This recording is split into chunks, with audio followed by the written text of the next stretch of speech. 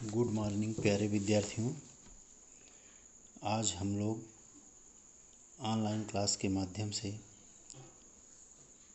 दिनांक 24/4/2020 को C5 के यूनिट 3 में भाषा विकास को प्रभावित करने वाले कारक के बारे में अध्ययन करेंगे।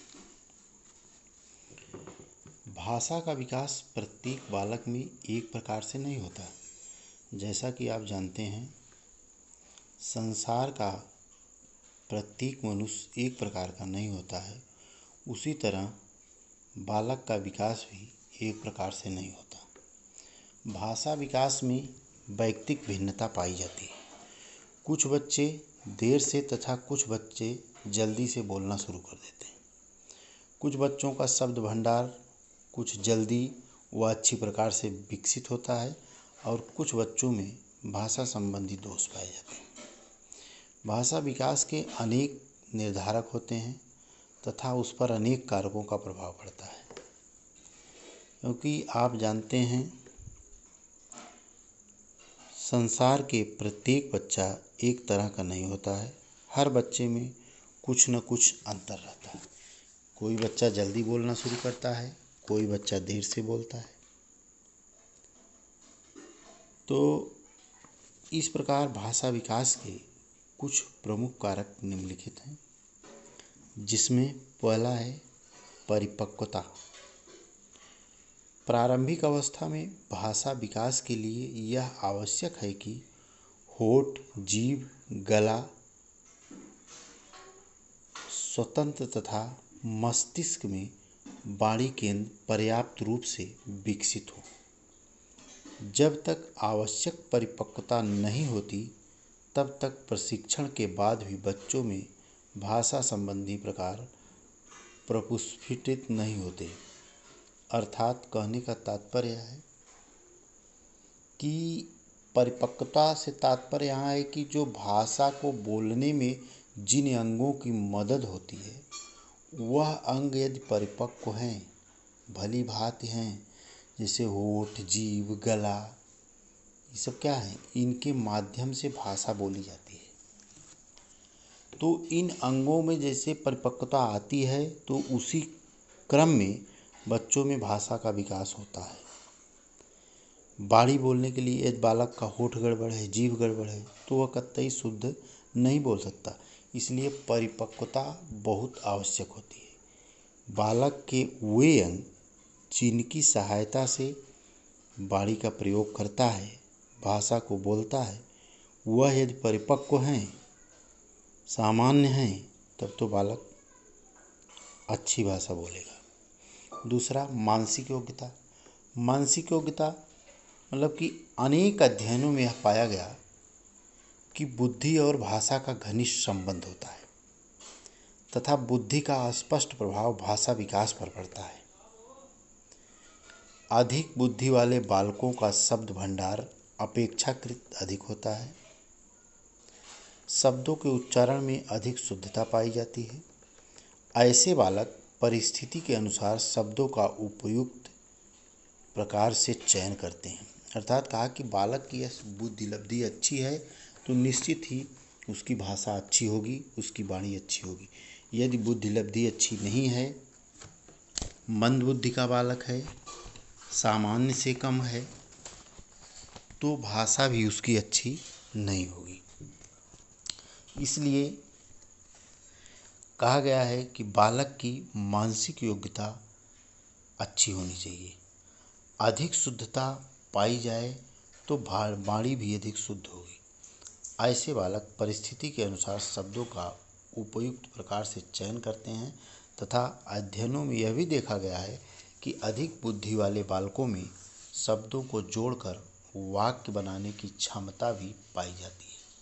यदि बुद्धि लब्धि कम है तो वह वाणी को नहीं बोल पाते, शब्द को नहीं बोल पाते, तो वह वाक्य भी नहीं बना पाते। लेकिन जब बुद्धि लब्धि अच्छी है तो वह बालक आसानी से वाक्य भी बना लेता है। अगला है अनुकरण तथा सीखना। अनुकरण मीन्स नकल, किसी को देख करके।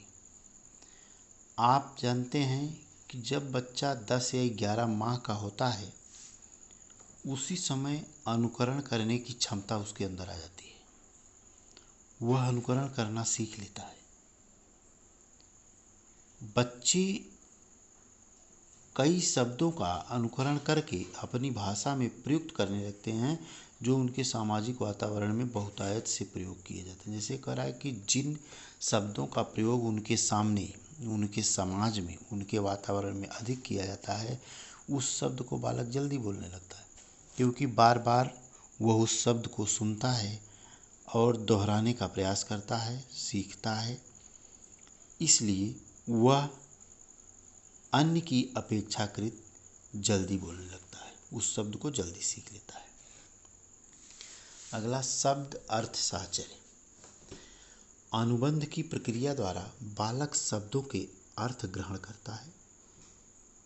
उदाहरण के लिए, कि बच्चे के सामने यदि गेंद को दिखाकर गेंद गेंद शब्द का उच्चारण किया जाता है तो वह प्रक्रिया अनेक बार दोहराने से बालक गेंद शब्द के अर्थ को भी समझने लगता है।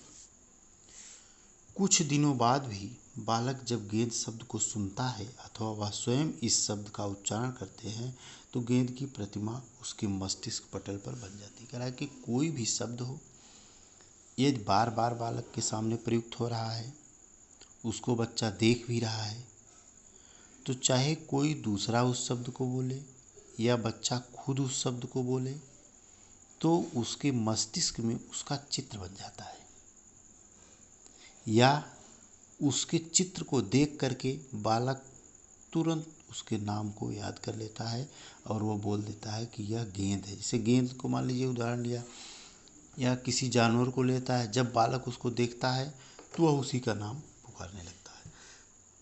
इस प्रकार जिन शब्दों का अर्थ बालक सीख कर याद कर लेते हैं, उन शब्दों को भविष्य में बोलना आसान हो जाता है। अगला है सामाजिक आर्थिक स्थिति। कुछ अध्ययनों में यह देखा गया है कि उच्च सामाजिक आर्थिक स्तर वाले बच्चों में भाषा का विकास निम्न सामाजिक आर्थिक स्तर वाले बच्चों की अपेक्षा शीघ्र होता है। अर्थात यदि बालक उच्च कोटि का है, उच्च सभा में, उच्च सोसाइटी में वह अध्ययन अध्यापन करता है, अच्छे स्कूल में जाता है, अच्छे लोगों की संगति होती है। कहा भी गया है कि संगत से गुण होत हैं, संगत से गुण जाएं। इसलिए यदि बालक की संगति अच्छी है, अच्छे लोगों के साथ उठता बैठता है बालक, तो वह भाषा को जल्दी सीख लेता है। कई अध्ययनों में देखा भी गया है कि उच्च तथा निम्न सामाजिक आर्थिक स्तर वाले बच्चों की भाषा के स्वरूप, शब्द भंडार, व्यापकता तथा उच्चारण की शुद्धता में भी अंतर होता है। अर्थात जो बच्चा अच्छे लोगों की संगति में नहीं रहता है, अच्छे उच्चारण को नहीं सुनता है, तो उस बच्चे का शब्द भंडार जो है वह अच्छा नहीं होता है। शिक्षित वातावरण में रहने वाले बच्चे को गंदे शब्द सीखने के अवसर बहुत ही कम मिलते हैं। इसलिए भाषा संबंधी दोष का निवारण भी माता पिता द्वारा पर्याप्त ध्यान देकर उचित समय पर किया जाता है। इसलिए उच्च सामाजिक आर्थिक स्तर वाले बच्चों की भाषा, ये शब्दों का उच्चारण शुद्ध होता है। अर्थात उच्च कोटि का जो बालक है, उच्च समाज से बिलोंग करने वाला जो बच्चा है, उसकी भाषा अच्छी होगी निम्न कोटि के बच्चों की अपेक्षा। अगला है अभिप्रेरणा तथा प्रलोभन। प्रलोभन मीन्स लालच। किसी चीज को देख करके बालक प्रेरित होता है या किसी चीज का उसको लालच दिया जाता है। जैसे प्रतियोगिता, किसी चीज की प्रतियोगिता होती है कि जो व्यक्ति मानक के अनुसार, या क्लास में जैसे एक टीचर प्रतियोगिता कराता है कि जो बच्चा क्लास में फर्स्ट आता है उसको हम यह उपहार देंगे, तो प्रत्येक बच्चा प्रयास करने लगता है कि फर्स्ट हम ही आए। जैसे भाषा के विकास में अभिप्रेरणा तथा प्रलोभन या प्रोत्साहन का बहुत अधिक महत्व है। माता पिता प्यार व दुलार के साथ जिन बच्चों का उच्चारण करते हैं बच्चा प्रोत्साहित होकर उन शब्दों को दोहराने लगता है। कि जिन शब्दों का उच्चारण माता पिता बच्चों के सामने प्यार से दुलार से करते हैं वह उनको बार बार दोहराने लगता है। इसके साथ ही वह यह भी देखा गया है कि बच्चों को जिस चीज़ की आवश्यकता होती है या जिनके बारे में वह स्वयं जानने को इच्छुक होते हैं वे बच्चे उन वस्तुओं की ओर आकर्षित होकर उन्हें प्राप्त कर लेना चाहते हैं। जैसे जैसे बच्चों को उनके नाम बताए जाते हैं वे इन शब्दों को बहुत जल्दी दोहराने लगते हैं, जिससे उनके भाषा विकास की गति बढ़ जाती है। यदि बच्चों को बोलने का पुरस्कृत किया जाए कि जो बच्चा यहाँ अच्छी स्पीच देगा, अच्छा बोलेगा, तो प्रत्येक बच्चा प्रयास करता है अच्छा बोलने का और वह अच्छा बोलता भी है। अगला है यौन संबंधी भिन्नता। मनोवैज्ञानिक अध्ययनों के आधार पर यह ज्ञात हुआ है कि भाषा के विकास, शब्द भंडार तथा शब्दों के उच्चारण पर यौन भिन्नता का स्पष्ट प्रभाव पड़ता है। भाषा विकास यौन भेद पर बहुत अधिक निर्भर करता है। मैकार्थी ने कहा है कि अध्ययनों में पाया गया है कि सामान्य आयु के बालक बालिकाओं में बालिकाएं इस प्रकार की भाषा बोलती हैं जो जल्दी समझ में आ जाए। कहा कि यदि एक ही एज का बालक और एक बालिका को लिया जाए तो बालिका ऐसे शब्दों का प्रयोग करती है जो कि जल्दी समझ में आ जाए, लेकिन बालक ऐसे शब्दों का प्रयोग नहीं कर पाता है, क्योंकि बालिकाओं में शब्दों के चयन तथा छोटे वाक्यों के निर्माण की क्षमता अधिक होती है। कहा कि बालिका शुरू से ही उसके शब्दों के चयन का और शब्दों का जो भंडार होता है वह ज़्यादा होता है बालकों के प्रति, बालकों की अपेक्षा। अगला है बहरापन। जिन बच्चों में सुनने संबंधी परेशानी होती है, जाहिर सी बात है यदि बच्चा सुन नहीं पाता है, किसी प्रश्न को सुनता नहीं है, तो वह उतना अच्छा उत्तर नहीं दे पाएगा। लेकिन यदि वह बालक अच्छे से प्रश्न को सुनता है या अगला व्यक्ति क्या कह रहा है उसको देखता है और सुनता है, तो निश्चित रूप से वह अच्छे शब्दों का प्रयोग करने का प्रयास करेगा। लेकिन अगर वह बालक सुनने में अच्छा नहीं है, सुनने में कठिनाई होती है, बहरेपन के कारण उच्चारित किए जाने वाले शब्दों या ध्वनियों को स्पष्ट रूप से नहीं सुन पाते हैं, इसलिए वह अनुकरण द्वारा भाषा को नहीं सीख पाते हैं, जिससे भाषा का विकास प्रतिकूल रूप से प्रभावित होता है। इसके साथ साथ ऐसे बच्चों को शब्द भंडार भी सीमित रह जाते हैं, अर्थात नए शब्दों का प्रयोग वो नहीं कर पाते हैं, शब्द को खुद से नहीं बना पाते हैं। तो इसलिए ये कुछ ऐसी समस्याएं हैं जो कि बच्चों के भाषा के विकास को प्रभावित करती हैं और माता पिता तथा परिवार के प्रत्येक सदस्य, साथ साथ स्कूल के क्लास टीचर को इस बात का ध्यान देना चाहिए कि वास्तव में रीज़न क्या है।